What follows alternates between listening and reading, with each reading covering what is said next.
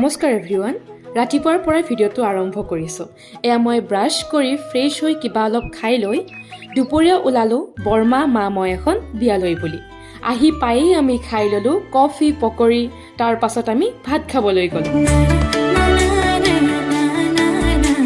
ওলাই আহি ডেক'ৰেশ্যনটো চালোঁ, ইমান ধুনীয়া লাগিছে। ঘৰ আহি আকৌ অকণমান ৰেষ্ট লৈ সন্ধিয়া ওলালোঁ আন এখন বিয়ালৈ বুলি। বিয়া মানে আজি বহুত বিয়া, এগৰাকী বা আৰু আনগৰাকী পেহী। তাৰ পাছতে খোৱা ঠাইলৈ গ'লোঁ। কিমান যে আইটেম, ফুচকা পকৰি কফি চাট, সেইবোৰ খাই লৈ মেইন কোৰ্ছত খাবলৈ গ'লোঁ।